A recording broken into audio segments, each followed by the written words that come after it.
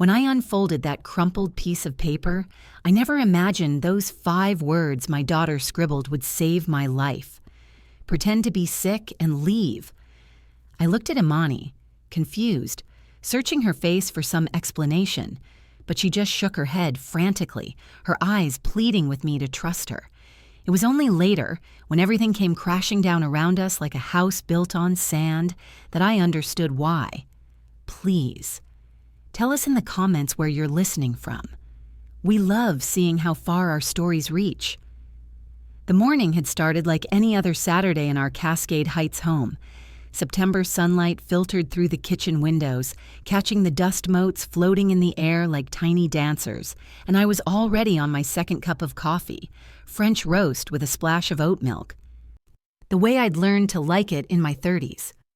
I was mentally running through my checklist for the brunch Darius had planned, ticking off each detail in my mind the way I'd been trained to do over the past 2 years. Mango and avocado salad with lime vinaigrette, check. Smoked salmon on crostini with dill cream cheese, check. Fresh flowers for the dining room. White hydrangeas because Darius said they looked sophisticated, check. Mini quiches still warming in the oven, check. Everything had to be perfect. That's what Darius expected. That's what I'd learned to deliver without being asked. It had been just over 2 years since I married him. 2 years since I thought I'd finally found the stability I'd been craving after my divorce from Marcus. 2 years since I believed, with every fiber of my being, that I'd gotten it right this time. Darius Carter was everything my first husband wasn't. Successful, attentive, present in all the ways that mattered, or at least all the ways I thought mattered back then, before I understood that presence without authenticity is just performance. He ran Carter Development, a commercial real estate firm with offices in downtown Atlanta's prestigious Buckhead district and growing interests across the Southeast Corridor. The man was always closing deals, always networking at the Commerce Club, always 3 steps ahead in the game of money and power. And from the outside, looking at us from the perspective of my colleagues at Spelman or the other families in our neighborhood, we seemed to have it all figured out. A beautiful 4-bedroom, 3-bath home with a 2-car garage in one of Atlanta's most sought-after neighborhoods. Financial security that meant I didn't lie awake at night worrying about bills the way I had for years. And my daughter finally had a father figure who showed up to her track meets at Grady High School and sat through her jazz band concerts without constantly checking his phone. At least that's what I told myself every morning when I woke up next to him. That's the story I'd constructed, the narrative I needed to believe in order to make sense of the choices I'd made. Looking back now with the clarity that only comes from surviving something terrible, I can see all the signs I missed. Or maybe I didn't miss them. Maybe I just didn't want to see them because seeing them would have meant admitting I'd made another mistake. And I couldn't bear the thought of being wrong again. After my divorce from Marcus, Imani's father, the man who'd promised me forever and delivered 8 years before walking away, I'd spent 3 years rebuilding my life from the ground up. 3 years of working what felt like double shifts at Spelman College, teaching comp lit to freshmen who thought they were too cool for Shakespeare while grading papers late into the night, my eyes burning from exhaustion and fluorescent light. 3 years of watching my daughter grow up without a father because Marcus had decided his new life in Houston, with his new wife, a woman 10 years younger than me with no children and no baggage, was more important than the family he'd left behind in Atlanta. 3 years of being everything to everyone, of holding it all together with sheer determination and not much else, of putting on a brave face for Imani while crying in the shower where she couldn't hear me. So when Darius came along, charming and confident and financially secure, I let myself believe in the fairy tale. I let myself think that maybe, just maybe, I deserved something good after all the struggle and disappointment. He'd pursued me with the kind of focused intensity that was flattering at first, overwhelming later. Flowers delivered to my office at Spelman, white roses because he'd somehow found out they were my favorite, dinners at Bacchanalia and The Optimist, places I'd only read about in Atlanta magazine, Weekend trips to Savannah where we'd walk through Forsyth Park and he'd talk about our future like it was already written, already guaranteed, a done deal just waiting for me to sign on the dotted line. "You deserve to be taken care of, Danielle," he'd say, his hand warm and possessive on the small of my back as we strolled past the fountain. "You've been carrying the weight of the world for too long, baby. Let me take some of that burden. Let me show you what it's like to just breathe." And God help me. I wanted to believe him. I wanted to let someone else be strong for a change, to not have to be the one holding everything together every single day. Imani was 14 now, sharp as a tack and twice as observant, with eyes that seemed to take in everything around her like she was constantly collecting data for some internal analysis. She'd always been that way, even as a little girl, quieter than other kids her age, more watchful, like she was perpetually reading the room and calculating the safest place to stand. Her relationship with Darius had been rocky at the beginning, as I'd expected it would be. What teenage girl wants some new man suddenly inserted into her mother's life, into their carefully constructed world of just the two of us? But over the months and then years, they'd seem to find their rhythm, seem to work out an understanding. He'd drive her to track practice at Grady without complaining about the traffic. He'd ask about her algebra homework and actually listen to her answers.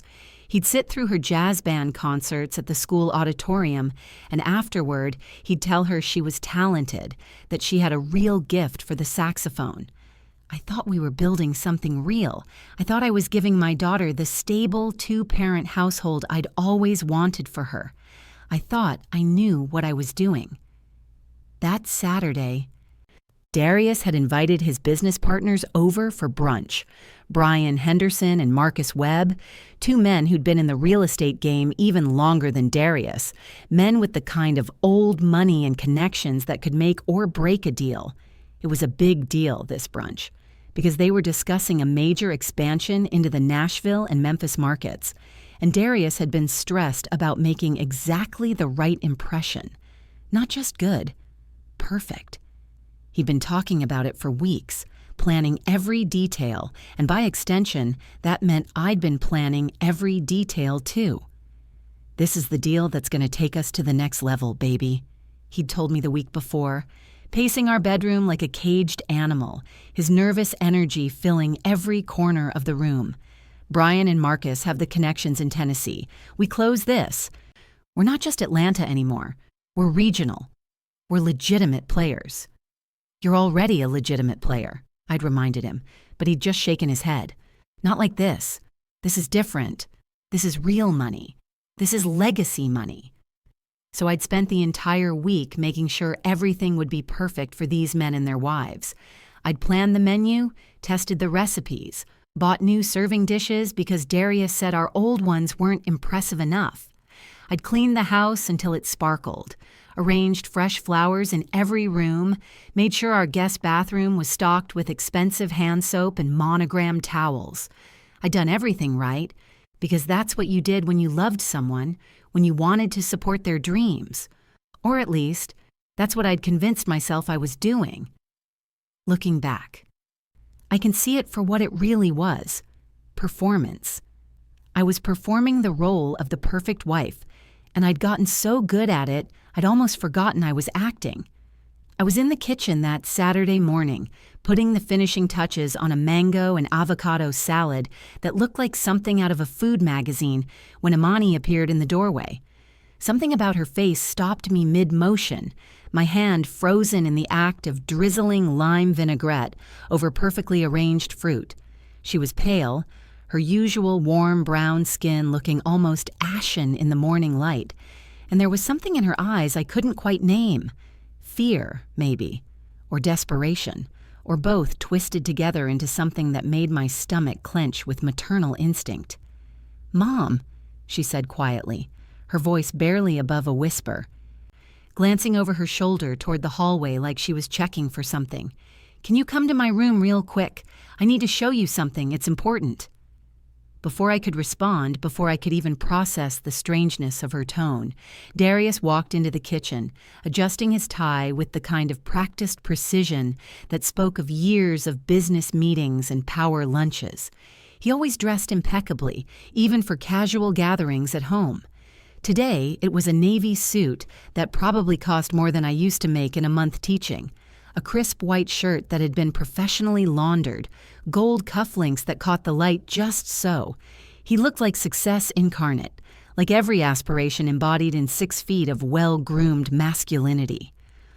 "What y'all whispering about over here?" he asked, flashing that smile that used to make my heart skip. Now, in this moment that I didn't yet understand was pivotal, I noticed it didn't quite reach his eyes. Or maybe it never had, and I'd just been too caught up in the fantasy to notice. "Nothing," I said automatically, the response so practiced it required no thought. "Imani just needs help with something for school." "On a Saturday?" His eyebrow raised slightly, and I saw something flicker across his face, suspicion maybe, or just irritation at having his perfect morning disrupted. "You know how she is," I said, keeping my voice light and easy, always working ahead. "Well, make it quick," he said, checking his Rolex, the one I'd helped him pick out for his 40th birthday, spending money I didn't really have to spare because he'd mentioned liking it. "Guests will be here in 30 minutes, and I need you out front when they arrive. You know how Brian and Marcus are. They're bringing their wives, Victoria and Stephanie. Gotta make the right impression. Show them we're a team." "I know," I said, wiping my hands on a kitchen towel. "I'll be fast, promise." I followed Imani down the hallway, past the family photos hanging on the walls in expensive frames. Pictures of happier times, or at least times when I believed we were happy. Our wedding photo, where I was smiling so wide I looked almost giddy with relief and hope. The 3 of us at Stone Mountain, Imani awkwardly positioned between Darius and me, her smile not quite reaching her eyes even then. Christmas morning from last year, presents piled under a professionally decorated tree. Everything picture perfect except for the barely perceptible tension in Imani's shoulders that I'd dismissed as teenage moodiness. As soon as we entered her room, she shut the door quickly, almost slamming it, then stood with her back against it like she was barricading us in. Her hands were shaking. I could see them trembling even as she pressed her palms flat against the door. "Baby, what's wrong?" I asked, crossing the room to her. "You're scaring me. Talk to me." She didn't answer. Instead, she rushed to her desk, the white IKEA one we'd assembled together 2 years ago when we'd first moved into this house, and I'd promised her we were starting fresh, building a new life, and grabbed a small piece of paper. Her fingers fumbled with it, nearly dropping it twice before she finally pressed it into my hands.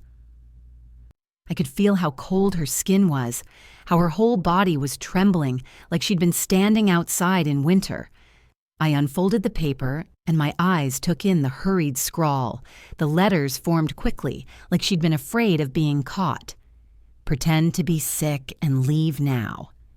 For a moment, I just stared at the words, not understanding. They didn't make sense in the context of my Saturday morning, in the context of the brunch I'd been preparing for, in the context of my carefully constructed life. "Imani, what kind of game is this?" I asked, and I heard the irritation in my voice, the impatience of a woman who has too many things to do and not enough time to do them. "We don't have time for this. We've got guests about to show up, and your stepfather—" "It's not a game." Her voice was just a whisper, but it cut through my annoyance like a knife. "Mama, please, I'm begging you. You need to trust me right now. You have to get out of this house. Right now." The desperation in her eyes, the raw terror I saw there, froze me in place. In all my years as her mother, through all the tantrums of childhood and the drama of early adolescence, through scraped knees and broken friendships, and the devastation of her father leaving, I had never seen her like this, never seen this kind of genuine, bone-deep fear on her face. "Imani, you're alarming me," I said, and my voice came out shakier than I intended. "What's going on? What happened?" She looked at the door again, her eyes darting to it like she expected it to burst open any second, like she was waiting for something terrible to happen. "I can't explain right now," she whispered, and I saw tears gathering in her eyes.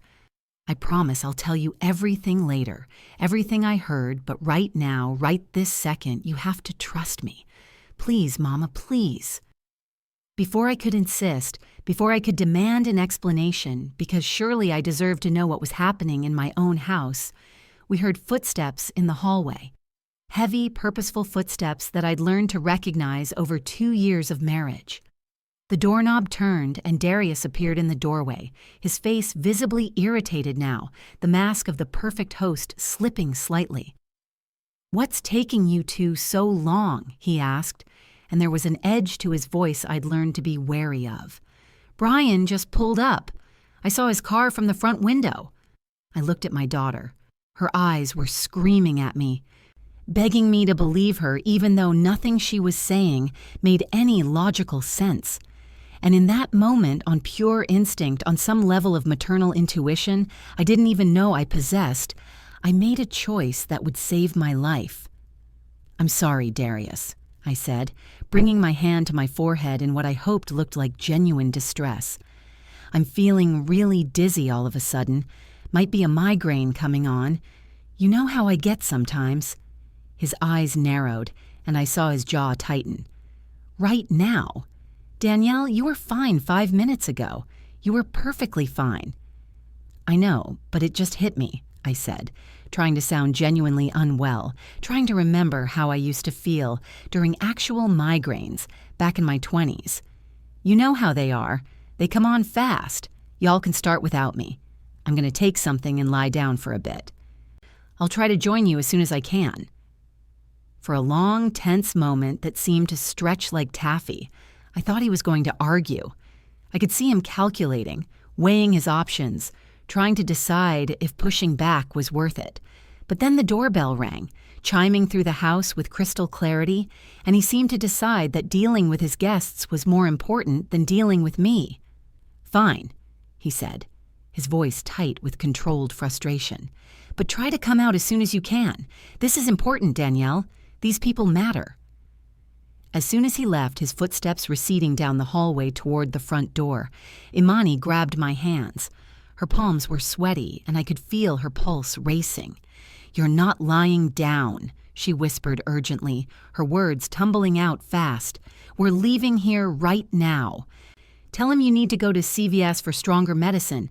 Tell him I'm coming with you. Tell him anything. But we have to leave. Now." "Imani, this is ridiculous," I said. But even as the words came out, I felt my certainty wavering. I can't just abandon our guests. Darius has been planning this for weeks. This expansion deal is important to him. "Mama." Her voice cracked, and I saw tears spilling down her cheeks now, unchecked and unashamed. "I'm begging you. This isn't about a stupid business deal. This is about your life. Your actual life. Please." There was something so raw in her fear, so absolutely genuine and desperate that I felt a chill run down my spine despite the warm September morning. What could possibly have scared my daughter this much? What did she know that I didn't? Oh, I grabbed my purse from my bedroom, an expensive Kate Spade bag that Darius had bought me for our first anniversary, and the car keys. My hands weren't shaking yet. That would come later.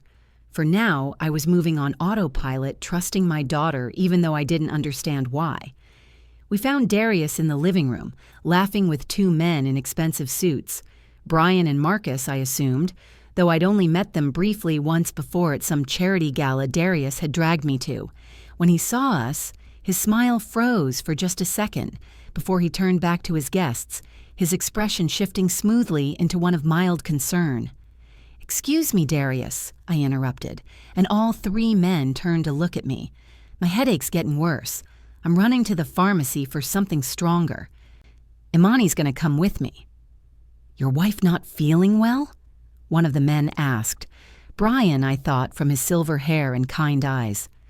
"Unfortunately not," Darius said smoothly, and I heard the note of long-suffering patience in his voice. the suggestion that this was typical behavior from me. "But she'll be back soon, won't you, baby?" His eyes locked on mine, and for just a moment, I saw something there I'd never noticed before.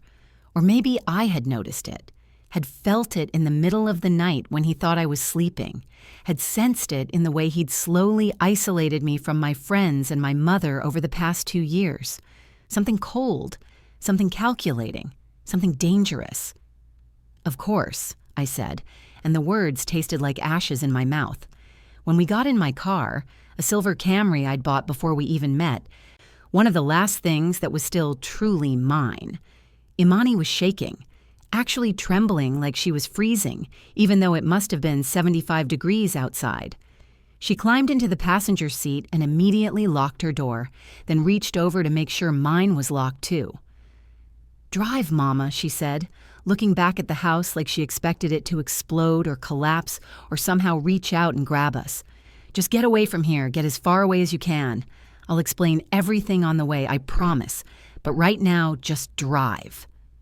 I started the engine, my hands surprisingly steady, despite the 1,000 questions ricocheting through my mind like bullets.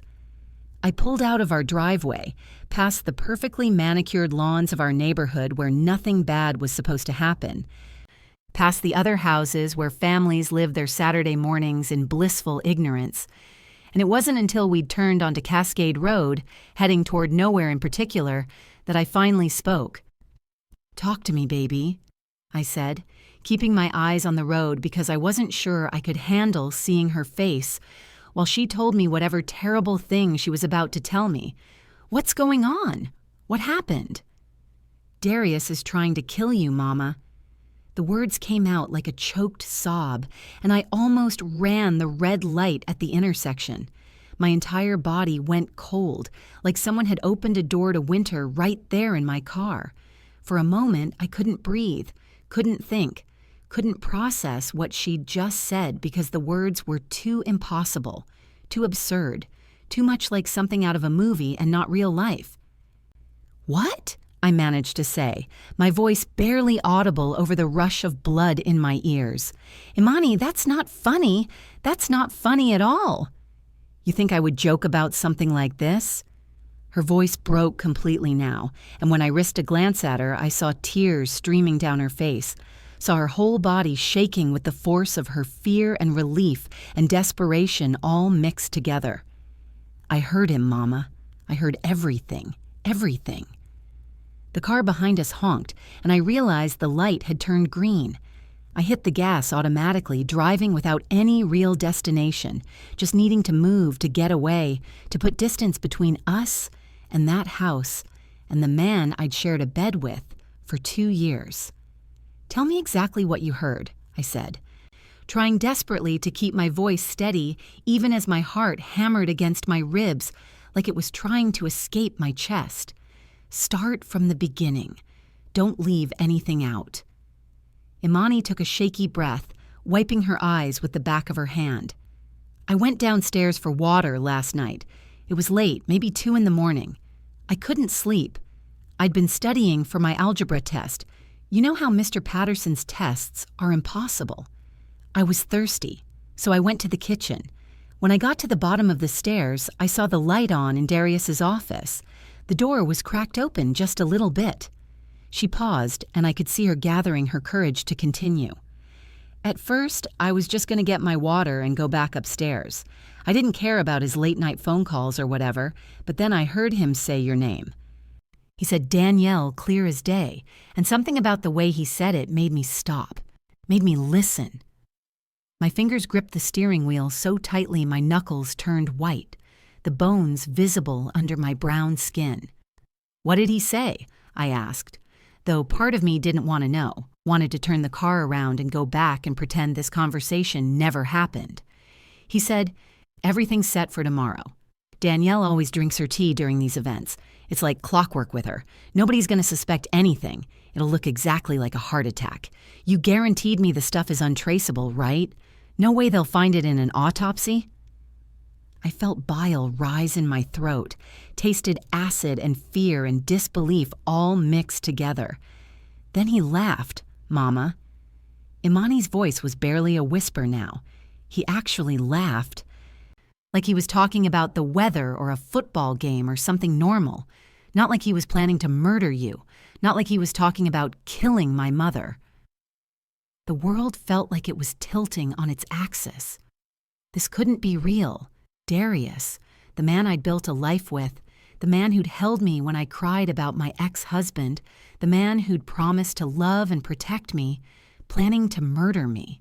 It was too absurd, too impossible, too much like a bad Lifetime movie and not actual reality. Maybe you misunderstood, I heard myself say, desperately searching for any alternative explanation, any reality where this wasn't true. Maybe he was talking about someone else, another Danielle, or maybe it was some kind of business metaphor, like killing a deal or something. No, Mama. Imani shook her head violently, her braids whipping around her face. He was talking about you, about today, about this brunch. He said once you were out of the way, he'd have access to the life insurance money and the house. He said your death would look natural, and nobody would question it because you're 42 and stress causes heart attacks all the time. She hesitated for a moment, fresh tears spilling down her face. He said, her voice broke. He said, after you were gone, he'd send me to boarding school, someplace in Virginia. He said he'd tell everyone you'd wanted it for me before you died, that it was your dying wish or whatever. He said he needed me out of the way so he could enjoy his money in peace. That's exactly what he said. Enjoy my money in peace. I pulled into a random parking lot, a shopping center off Campbellton Road, one of those strip mall places with a beauty supply store and a Church's Chicken and a payday loan place, and just sat there with the engine running, trying to process everything. My mind was racing through the past 2 years, re-examining every moment through this new, terrible lens. Life insurance, the house. He'd convinced me to change my beneficiary after we got married. It's just smart planning, he'd said, sitting at our kitchen table with all the papers spread out. Blended families need to be careful about this stuff. You want to make sure Imani's taken care of, right? Well, if something happens to you, I'll make sure she gets everything she needs. But you gotta name me as the primary beneficiary so I can manage the money properly until she's 18. I'd signed the papers without thinking twice because I trusted him. Because I wanted to believe in us. There's more, Mama, Imani said quietly, and I wasn't sure I could handle more. Wasn't sure I could take any additional horror onto the pile that was already crushing me. What? I asked, though the word came out as barely a whisper. I think he might have done this before, to his first wife. My head snapped toward her so fast I felt something in my neck pop. What do you mean? Luciana. Remember how he always said she died suddenly from a heart attack? How he'd get all quiet and sad whenever anyone mentioned her? Yes, I said, because I did remember. Darius rarely talked about his first wife, but when he did, it was always with this air of tragic widower, this performance of grief that I'd found touching at the time. She was only 42, Mama, same age as you. And she was healthy. I found her Facebook page once, looked through her old photos. She ran marathons. She did yoga. She looked like one of those women who drinks green smoothies and meditates every morning. People have heart attacks, Imani, even healthy people. But usually, when someone that young dies from a sudden heart attack, they do an autopsy, right? To figure out what went wrong? To see if there was some underlying condition? I nodded slowly, starting to see where she was going. Darius had her cremated immediately, like within 48 hours of her death. I found the obituary online when I was doing research for a school project on death rituals. There was no funeral service, no viewing, just immediate cremation. And then he moved to Atlanta 2 months later, left Virginia completely. Started over with his business here.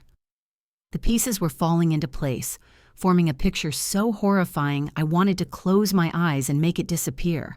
But I couldn't, because this was my life. This was the man I'd married. Did you tell anyone else? I asked. Last night, after you heard, did you try to tell me? She shook her head miserably. I wanted to so bad, Mama. I stood outside your bedroom door for like 20 minutes, trying to work up the courage to knock. But then Darius came upstairs. He was checking on you, making sure you were asleep. Then he stopped by my room, just stood there in my doorway for a minute. Asked me if I was excited about the brunch, if I was looking forward to meeting his business partners. Her voice dropped even lower. The whole time he was talking to me. I was terrified he could hear my heart beating, that he could somehow tell I'd heard him. So I pretended to be half asleep, acted like he'd just woken me up, and he just stood there, watching me, for what felt like forever. Then he finally said goodnight and closed my door. I was so scared, Mama, I didn't know what to do. If I told you right then, with him in the house, with him able to hear us, I didn't know what he might do. So I waited until this morning. I wrote that note because I was afraid to even say it out loud, afraid he might somehow hear me even with my door closed. I pulled her into my arms, this brave, brilliant daughter of mine who just saved my life, and we sat there in that parking lot crying and holding each other. After a few minutes, my phone rang. Darius. Don't answer it, Imani said quickly, pulling back to look at me with wide, terrified eyes. I have to, I said, wiping my face with my hands. If I don't, he'll know something's wrong.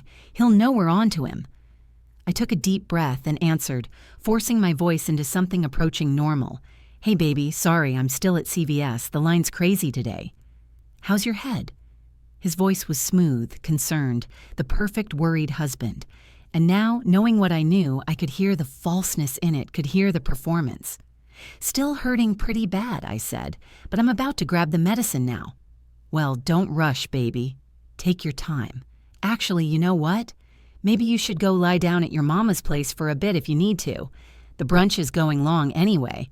Brian and Marcus are really getting into the details of the Tennessee deal. Could be another couple hours at least. Another couple hours? Plenty of time for whatever he'd planned to work its way through my system. Plenty of time for me to come home and drink that poison tea and collapse in front of his business partners, giving him the perfect alibi. Okay, I managed to say. Yeah, maybe I'll do that. I'll text you later. Feel better, baby. Love you. Love you too.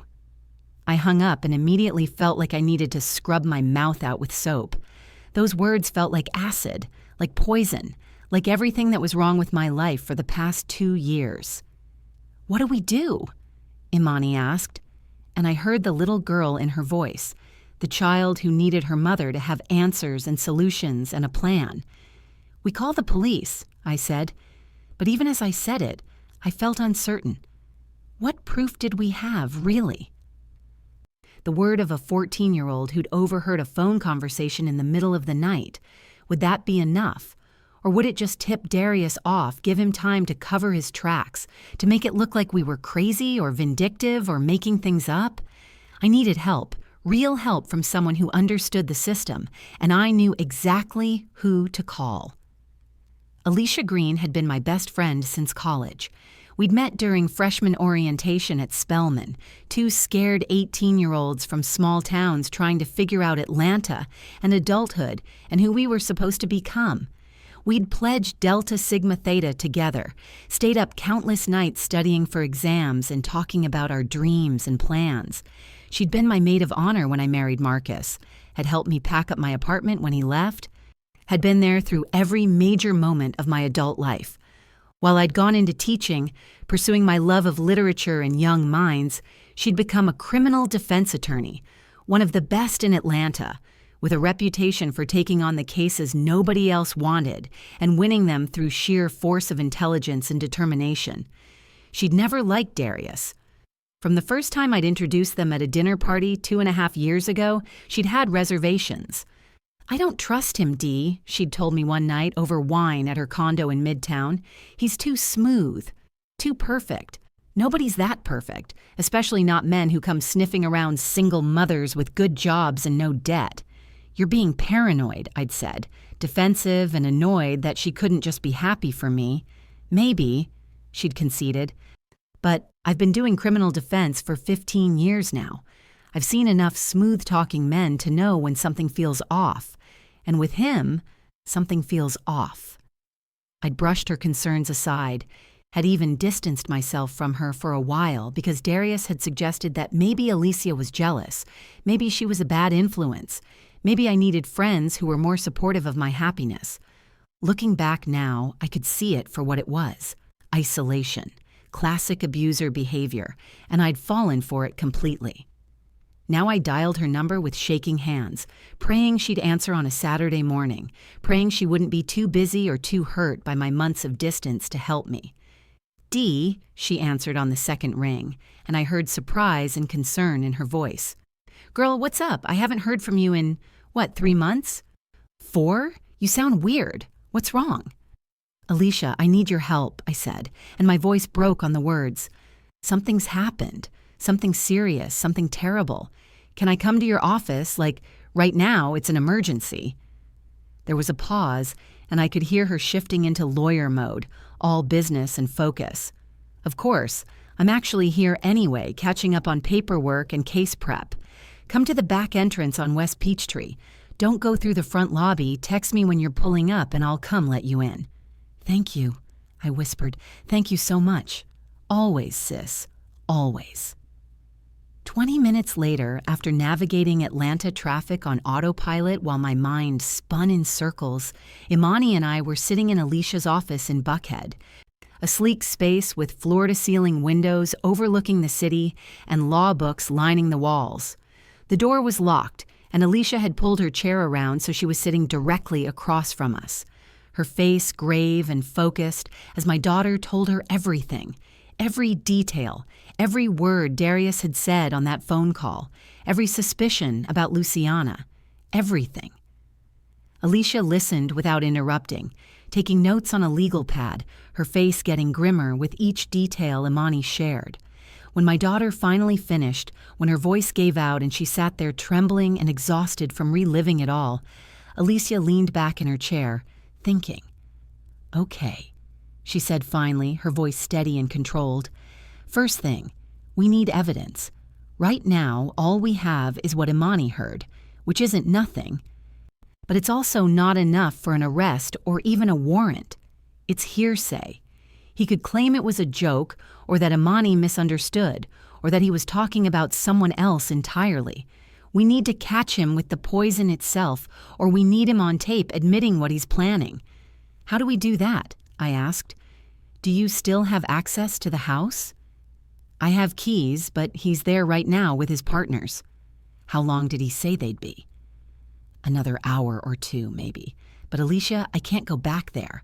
I can't face him knowing what I know." "You won't have to, not yet." She pulled out her phone and started scrolling through contacts. "I'm calling my contact at APD, Detective James Morrison. He's good people, and he owes me a favor from a case I helped him with last year. We're going to get him to take this seriously and move fast." An hour later, I was in a room at the Atlanta Police Department's Buckhead precinct wearing a wire. It felt surreal, like something out of a television show. This small device being taped under my shirt by a female officer while Detective Morrison, a middle-aged black man with silver at his temples, kind eyes, and the kind of calm demeanor that suggested he'd seen everything, explained the plan. "Okay, Mrs. Carter," he said, his voice gentle but firm. "Here's what's going to happen. We're going to have officers positioned nearby in unmarked cars and in plain clothes. You're going to go home, act as normal as possible, and try to get him talking. If he offers you tea or any food or drink, don't consume it under any circumstances. Make an excuse. Say your stomach's still upset. Say you're not thirsty. Whatever feels natural. What we need is for him to either confess to what he's planning or to produce the poison itself. Can you do that?" Could I? Walk back into that house, face the man who was planning to kill me, and act like everything was normal? I wasn't sure I could, but I nodded anyway, because what choice did I have? "What about Imani?" I asked. "She stays with me," Alicia said firmly, reaching over to squeeze my daughter's hand. "Until this is over, Until Darius is in custody, she doesn't go anywhere near that house. She'll be safe with me, Dee, I promise. Imani hugged me tight before I left, her arms wrapped around me like she was afraid to let go. Be careful, Mama, she whispered into my hair. Please be careful. Don't drink anything. Don't eat anything. Don't let your guard down for even a second. I won't, I promised, though I wasn't sure it was a promise I could keep. I'll be okay. We're going to get through this. The drive back to Cascade Heights felt like the longest journey of my life. Every stoplight that turned red felt like the universe trying to give me one more chance to turn around. Every turn brought me closer to a confrontation I wasn't ready for. I kept thinking about turning back, about just running away with Imani and never looking back, starting over somewhere new where Darius could never find us. But I thought about Luciana, about Darius's first wife who hadn't been as fortunate as me, who hadn't had a daughter brave enough and observant enough to save her. If I didn't do this, if I didn't stop him now, how many more women would there be? How many more Danielles and Lucianas would end up dead because I was too scared to act? When I pulled into our driveway, I saw that the business partners' cars were gone. Just Darius's black Mercedes sat in the garage, gleaming and perfect like everything else in his life. He'd texted me 30 minutes ago saying everyone had left, that the meeting had gone better than expected, that he was so excited to tell me all about it. I sat in my car for a long moment, hands gripping the steering wheel, trying to steady my breathing. Through the wire, I could hear Detective Morrison's voice, quiet and encouraging. You've got this, Mrs. Carter. We're right here. You're not alone. Just get him talking and keep yourself safe. I climbed out of the car and walked toward my front door on legs that felt like they might give out at any moment. The key felt heavy in my hand as I unlocked the door and stepped inside. The house smelled like the brunch I'd prepared that morning, like the life I'd thought I was living. I could hear Darius in the kitchen, humming to himself, and the normality of it was somehow more terrifying than anything else. Hey, baby, he called out when he heard me come in. Feeling better? I walked into the kitchen, and there he was, cleaning up from the brunch, like this was just another Saturday afternoon in our perfect life. He looked up when I entered, and that familiar smile spread across his face, warm and welcoming and completely false. A little, I managed to say, forcing my voice to sound normal even though my heart was hammering so hard I was sure he must be able to hear it. How did the meeting go? Really well, he said, setting down the dish towel he'd been using and moving toward me. I had to force myself not to flinch when he wrapped his arms around me, had to swallow down the revulsion that rose in my throat at his touch. Brian and Marcus are in, baby. We're moving forward with the Tennessee expansion, Nashville and Memphis. This is going to change everything for us. That's amazing, I said, and I marveled at how steady my voice sounded when everything inside me was screaming. I'm so proud of you. Couldn't have done it without you, he said, pulling back to look at me. For just a moment, I thought I saw something flicker in his eyes. Suspicion, maybe, or calculation. You okay? You still look a little pale. Just tired, I said. Migraines always wipe me out, you know that. Yeah, I know. Come on, sit down. He gestured toward the kitchen island, toward one of the high-backed stools we'd picked out together at West Elm 2 years ago. I'll make you some tea. That lavender blend you love. It'll help you feel better. My heart stopped. The tea. This was it. Actually, you know what? My stomach's still kind of queasy, I said quickly, trying to sound casual. Maybe just some water?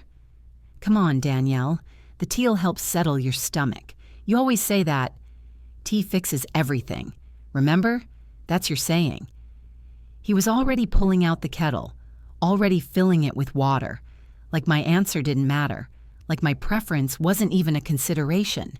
Just sit down and relax. You've been running around all morning. Let me take care of you for once. I sat at the kitchen island watching him move around our kitchen. This man I'd shared a bed with for 2 years, thinking he was going to murder me. The surreal horror of it was almost too much to process. This was the man who'd held me when I cried about Marcus abandoning us, the man who'd told me I was beautiful every morning, the man who'd promised to love me until death do us part. I guess he'd just decided that death part should come a lot sooner than I'd anticipated. "Where's Amani?" he asked casually as he set the kettle on the stove, turning to pull a mug from the cabinet. My favorite mug, ironically, the one that said, "World's Best Mom," that Amani had given me for Mother's Day 3 years ago. "She went to her friend Destiny's house," I said, trying to keep my voice steady. "Said she'd be back later tonight." He nodded slowly, something unreadable passing across his face. "Destiny. The girl from her track team?" "Yeah." He pulled a tea bag from the canister on the counter, my usual lavender chamomile blend from that expensive tea shop in Virginia Highland. "You know, I've been thinking, maybe it would be good for Amani to go to boarding school. That place in Virginia I mentioned before, the one Brian's daughter goes to, Foxcroft Academy. Really prestigious. 98% of graduates go to Ivy League schools." "We've talked about this, Darius," I said, hearing the edge in my voice and trying to soften it. "Imani wants to stay here. She wants to go to Grady High with her friends, maybe North Atlanta if she gets into the IB program. She doesn't want to leave home." "I know, but sometimes what kids want isn't what's best for them." He was stirring something into the mug now, his back to me, and I felt my pulse spike. And honestly, I think it would be good for us too. Give us some time to focus on our marriage, just the two of us without a teenager in the mix. Don't you think that would be nice? "Our marriage is fine," I said, though the words tasted like lies. "Is it?" He turned around slowly, and something in his expression had changed. The mask was starting to slip. "Because it seems like lately you're always busy with Imani, or with your old college friends, or with your mother. I feel like I barely see you anymore, Danielle. Like you're always finding excuses to be somewhere else, with someone else." This was new. We'd never had this conversation before. He'd never complained about time together, had never voiced any dissatisfaction with our relationship. And suddenly, with horrible clarity, I understood. He was building a narrative, creating a story about a marriage under strain, about a wife who was distant and disconnected, so that when I died, when I had that convenient heart attack, everyone would think the stress of an unhappy marriage had contributed to it. Everyone would nod and say, "She must have been under so much pressure. Poor woman, at least it was quick." Just like with Luciana. "I didn't realize you felt that way," I said carefully, choosing each word like I was walking through a minefield. "I thought you understood that Imani's at an age where she needs her mother. She's going through so much with high school and college prep, and she's 14, Danielle. She'll be fine. Kids are resilient." He walked toward me with the mug, setting it down on the counter in front of me. Steam rose from the surface, carrying the familiar scent of lavender and chamomile. "Drink your tea. We'll talk about everything. Clear the air. Figure out how to make this work." I looked down at the mug, at the innocent-looking amber liquid that might contain my death. This was the moment Detective Morrison had warned me about, the moment where I had to be smart and careful and somehow get Darius to reveal himself without actually consuming the poison. "You know what? I'm actually not really in a tea mood right now," I said, pushing the mug away from me slightly. "Maybe I'll just drink it later after I rest a bit." "Danielle." His voice had changed completely now, all pretense of concern evaporating like morning mist. "Drink the tea." I said maybe later, Darius, and I said drink it. The warmth was gone from his voice entirely, replaced with something cold and hard and frightening. "Don't make this harder than it needs to be." My heart was pounding so hard I could hear it in my ears. "Make what harder?" He laughed, a sound completely devoid of humor. "You really think I'm stupid? You think I didn't hear Imani creeping around last night, listening at my office door? I knew she was there, Danielle. I wanted her to hear." The world seemed to tilt. "What?" "I wanted to see what she'd do. Would she tell you? Would she be smart enough? brave enough to warn you?" He shook his head, and there was something almost admiring in his expression. I had my doubts, honestly. She's always been such a timid little thing, always hiding in her room with her books and her saxophone, but I had to know for sure. Had to know if I'd need to adjust my timeline, maybe accelerate things. The cruelty of it, the calculated manipulation took my breath away. He'd tested my daughter, used her courage and love for me as some kind of sick experiment. "And now here we are," he continued, leaning back against the counter with his arms crossed like we were discussing the weather. "Except you're not drinking your tea, which means she did warn you, which means we have a bit of a problem." "You're insane," I whispered. "I'm practical," he corrected, his voice matter of fact. "Do you have any idea how much money you're worth dead, Danielle? The life insurance alone is $800,000. That's not even counting the house, which is worth at least $650,000 in this market, or your pension from Spellman, or your mother's inevitable inheritance that'll come to you eventually." I did the math. "You're worth more than $1.5 million to me dead."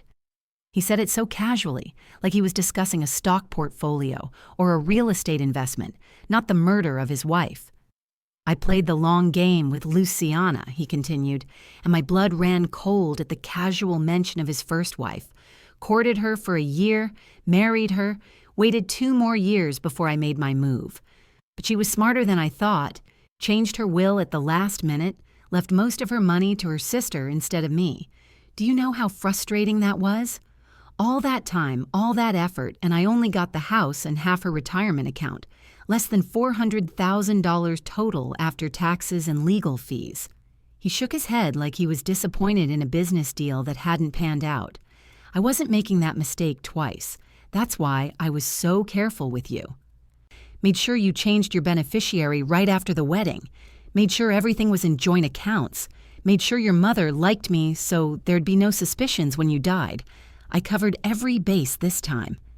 "The police know," I said desperately, praying it was enough to make him stop, to make him realize he couldn't win. "I told them everything. They're probably on their way here right now." "No, they're not." He smiled, and it was the scariest thing I'd ever seen. "Because if you had really gone to the police, they'd already be here. You came back alone, which means you're trying to what? Get me to confess? Record me?" He moved toward me suddenly, and before I could react, he grabbed my arm and yanked up my shirt, revealing the wire taped to my ribs. His face contorted with rage, and he ripped it off with one brutal motion that made me cry out in pain, then threw it to the floor and crushed it under his heel, grinding it into the expensive hardwood we'd had installed last year. "Stupid!" he hissed, his face inches from mine now. "You're so stupid, Danielle. You could have just drunk the tea. It would have been peaceful. You would have just gotten dizzy, laid down on the couch, closed your eyes, gone to sleep, no pain, no fear. I was being merciful." He grabbed something from the counter, and I saw the knife block, saw his hand moving toward one of the larger blades. "Now it's going to have to look like something else. A home invasion, maybe. A robbery gone wrong. You interrupted a burglar, fought back, got stabbed. These things happen in Atlanta all the time. Nobody will be surprised." Terror gave me strength I didn't know I had. As his hand closed around the knife handle, I grabbed the mug of poisoned tea and threw it directly in his face. The hot liquid hit him square in the eyes, and he screamed, stumbling backward and clawing at his face. I ran for my life, ran for Imani, ran for every woman who'd ever been betrayed by someone they trusted. I made it to the front door, my fingers fumbling with the lock, shaking so hard I could barely grip the deadbolt. Behind me, I heard him screaming, heard his footsteps pounding after me. "You bitch! You stupid bitch!" I got the door open, just as I felt his hand grab the back of my shirt. But before he could pull me back, before he could drag me back into that house of lies, the door crashed inward, knocked off its hinges. Detective Morrison burst through, gun drawn, with 2 uniformed officers right behind him. "Darius Carter, freeze! Put your hands up! Get on the ground now!" Everything happened in a blur. Darius released me, started to run toward the back of the house. The officers tackled him before he made it 3 steps, bringing him down hard on our living room floor. He fought them, screaming and cursing, but they had him cuffed within seconds. "Danielle!" Imani's voice cut through the chaos. She ran through the door, Alicia right behind her, and threw her arms around me. I collapsed against the wall, my legs finally giving out, and we slid down together until we were sitting on the floor of our entryway, holding each other while officers swarmed through our house. "Mama, are you okay?" Imani was crying, her words coming out in gasps. "Did he hurt you? Are you okay?" "I'm okay," I managed to say through my own tears. "We're okay, baby. We're safe now." Detective Morrison came over, crouching down to our level. His face was concerned but professional. "Mrs. Carter, are you injured? Do you need medical attention?" "No," I said. "I'm okay, just shaken up." "We got everything on the wire transmission?" he said gently. Before he destroyed the device, it transmitted to our van. We have his full confession, and my officers are searching his office now. They've already found a safe with what appears to be poison inside. Arsenic, most likely, based on the preliminary field test. We've got him, Mrs. Carter. We've got him cold. I watched as they dragged Darius out of our house in handcuffs, still screaming, still threatening. "This isn't over, Danielle, you hear me? This isn't over. You'll regret this. The officers shut him up by putting him in the back of the patrol car, and then, mercifully, he was gone. The next hours passed in a blur of police questions, evidence collection, victim services counselors. Alicia stayed with us through all of it, her hand on my shoulder, her voice calm and steady as she advised me on what to say and what not to say, when to answer, and when to politely decline. They found the arsenic in Darius's office safe, along with detailed notes about dosage and timing. They found text messages between him and an old college friend who worked at a chemical supply company. They found printouts of my life insurance policy, with the payout amount highlighted in yellow. They found research about heart attack symptoms, about arsenic poisoning, about how to make murder look like natural causes. And when they contacted authorities in Virginia about Luciana's death, everything started to unravel. They began the process of exhuming her body. The investigation that should have happened 3 years ago finally began. Later that night, much later after we'd given our statements and the police had finally cleared out, Alicia insisted we come stay with her. There was no way she was letting us go to a hotel, and we certainly couldn't stay in that house anymore. "You're staying with me until we figure out next steps," she said firmly, brooking no argument. "I've got plenty of space, and you two need to be somewhere safe, somewhere you can breathe." Her condo in Midtown became our sanctuary. That night, Imani and I shared the guest room, neither of us willing to be alone. We lay in the darkness, holding hands, not speaking because there were no words for what we'd just survived. "I was so scared," Imani finally whispered. "When you went back there, when you had to face him, I was so scared I'd never see you again."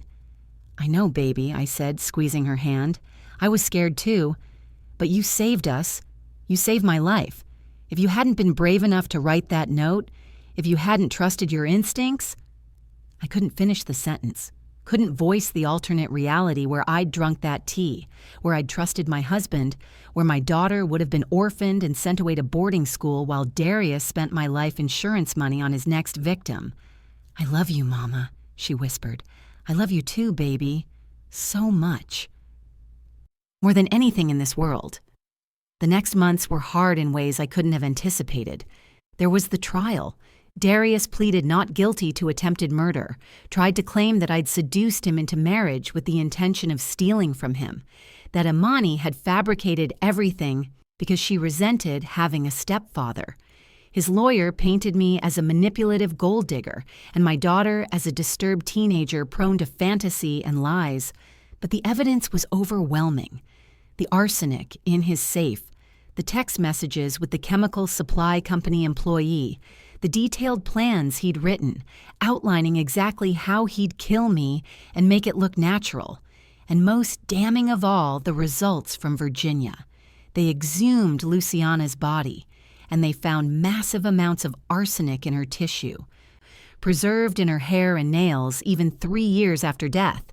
The medical examiner determined that she'd been systematically poisoned over a period of at least 6 months before her death.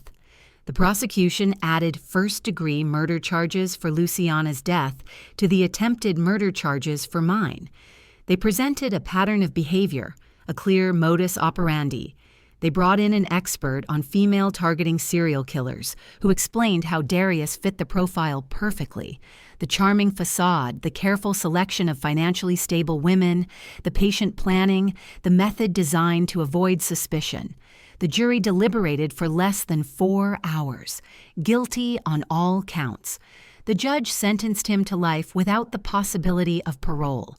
Through it all, Imani and I leaned on each other. We went to therapy together, both individual sessions and joint ones. We talked about trust and betrayal and how to heal from trauma. We talked about the warning signs we'd both seen but dismissed, about the red flags we'd rationalized away because we wanted so badly to believe in the fairy tale. Slowly, painfully, we started to rebuild our lives. I moved us into a smaller place in Grant Park, a cozy 2-bedroom house with a front porch and a backyard where we could plant tomatoes and herbs. It wasn't as impressive as the Cascade Heights house, but it was ours, and it was safe, and it felt like home in a way that house never had. I went back to teaching at Spelman, to the work I'd loved before Darius had convinced me to quit. My colleagues welcomed me back with open arms, and I found healing in the classroom, in the engagement with ideas and literature and young minds trying to make sense of the world. The life insurance money and the restitution from Darius's seized assets gave us financial security. But what mattered more was the freedom, the peace of knowing we were safe, the relief of not walking on eggshells anymore, of not performing perfection every moment of every day. It's been 2 years now since that Saturday morning, 2 years since the note, 2 years since my daughter saved my life with 5 hastily scribbled words. Imani is 16 now, a junior at Grady High School, and she's thriving in ways I couldn't have imagined during those dark months. She's on the varsity track team, first chair in jazz band, maintaining a 4.0 GPA. But more than her achievements, what fills me with pride is who she's become: confident, compassionate, strong. She started volunteering at a women's shelter, helping other survivors of domestic violence, using her experience to help others. She wants to study psychology in college, maybe become a therapist herself. I want to help people who've been through trauma, she told me recently. I want to help them heal the way we healed. Tonight is Saturday, 2 years to the day since everything changed. We've made it our tradition to make dinner together every Saturday night. Usually something simple like spaghetti or tacos, nothing fancy, just the two of us cooking and talking and being together. Alicia usually joins us. She's become more than our lawyer. She's family now, the sister I never had, the auntie Imani deserves. We're in my small kitchen, nothing like the gourmet space in Cascade Heights, but infinitely more welcoming, cutting vegetables for spaghetti. Alicia is setting the table, telling us some ridiculous story about her latest case involving a client who thought the law didn't apply to him because he was a cryptocurrency millionaire. So I told him, Alicia says, laughing, "Sir, the judge doesn't accept Bitcoin as a valid excuse for tax fraud." And we're all cracking up, tears streaming down our faces from laughter instead of fear for once. Later, after we've eaten and Alicia has gone home, Imani and I sit on our back porch, watching fireflies dance in the yard. It's peaceful in a way I'd forgotten was possible. This quiet contentment, this simple joy of being alive and safe and together.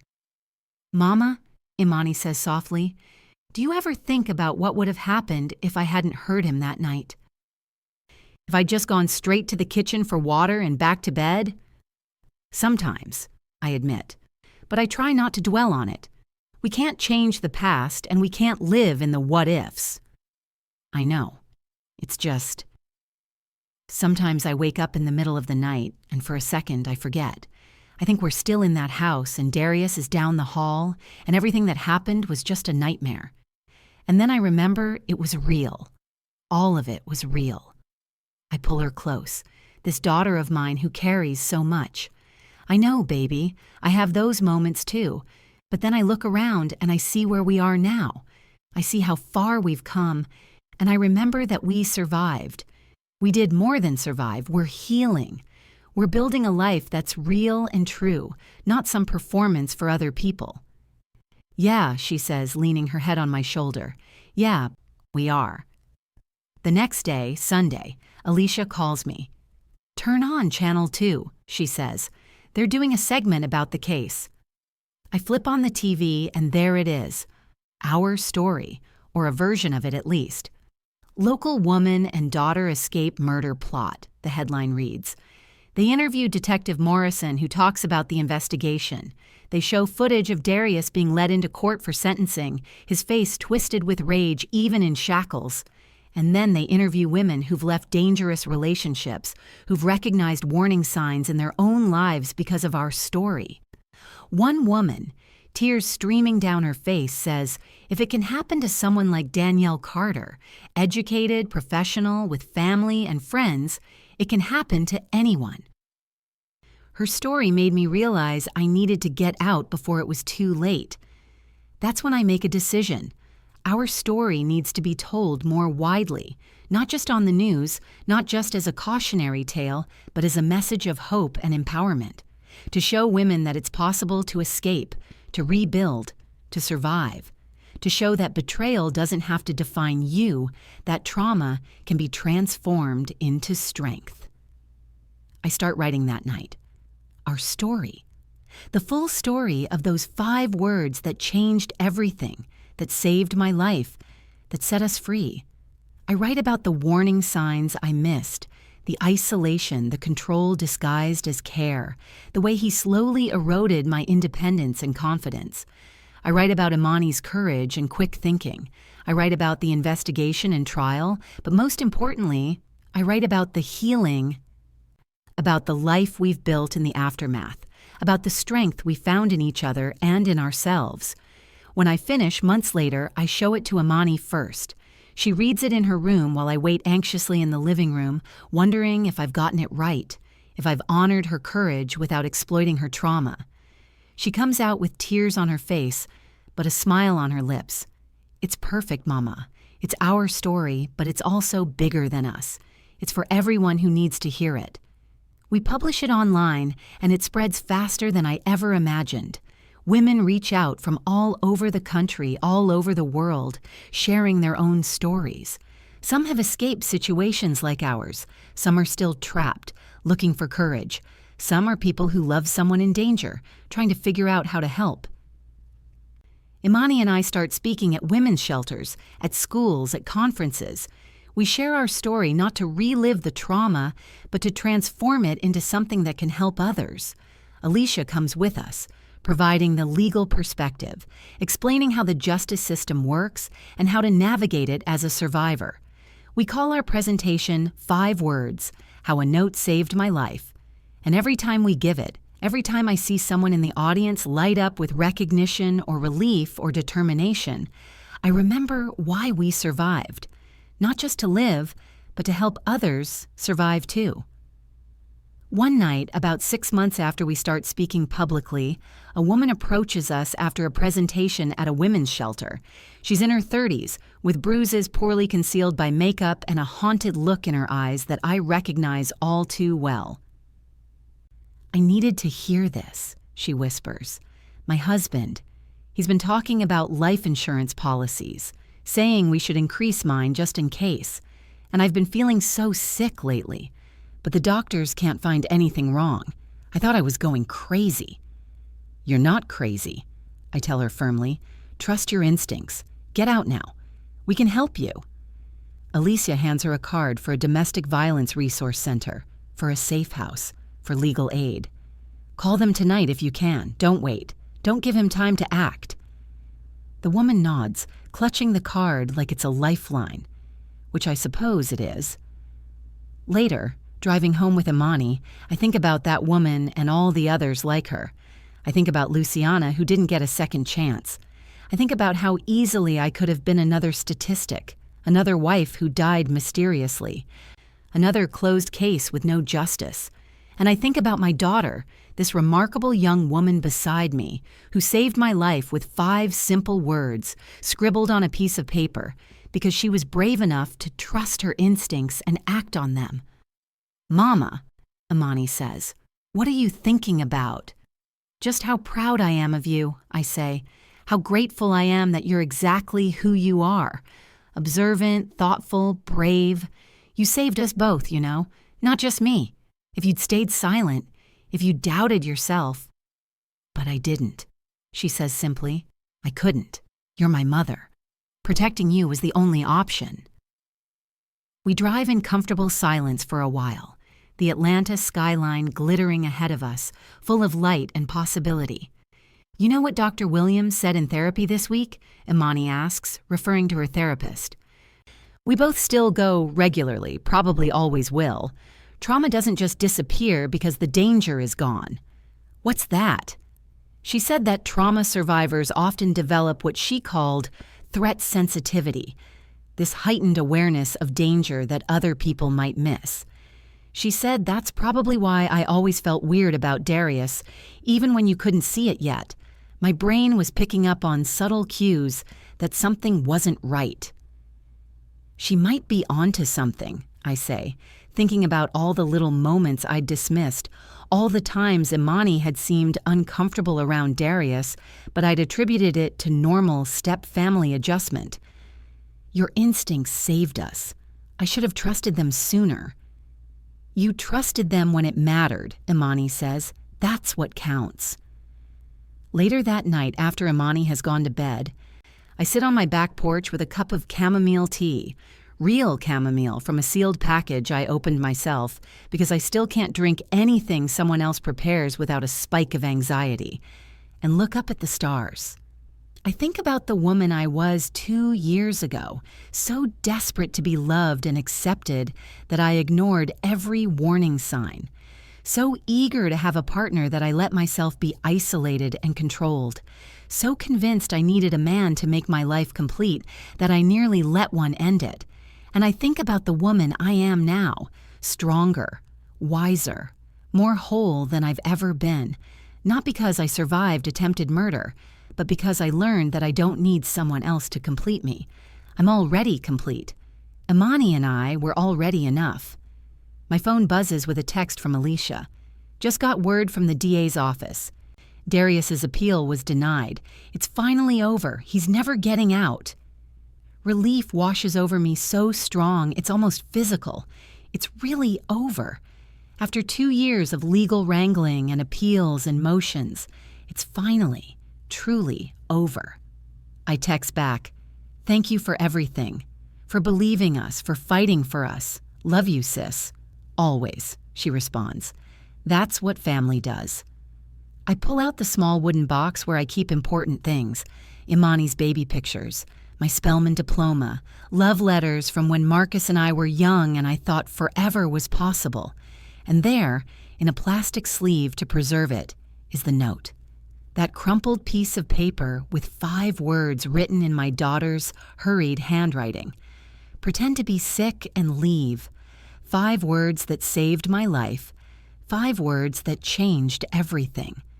I look at it for a long moment, reflecting on how something so small and simple had completely altered the course of our lives. If Imani hadn't been observant enough to hear that phone call, if she hadn't been brave enough to act, if I hadn't trusted her in that crucial moment when every practical voice in my head was saying to stay, to not make a scene, to keep performing the role of perfect wife, I shudder to think of the alternative.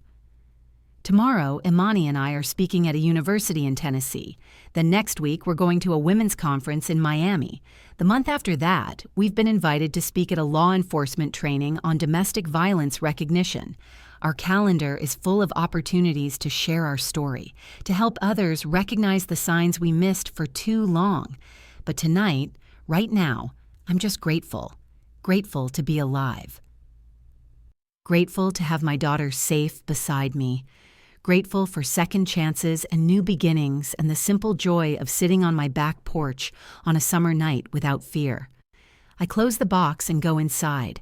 Imani's door is cracked open, and I peek in to see her asleep, her face peaceful in the dim light from the hallway. My brave, brilliant, beautiful daughter, my hero. I close her door softly and head to my own room. Tomorrow is Monday, and I have papers to grade, classes to teach, a life to live.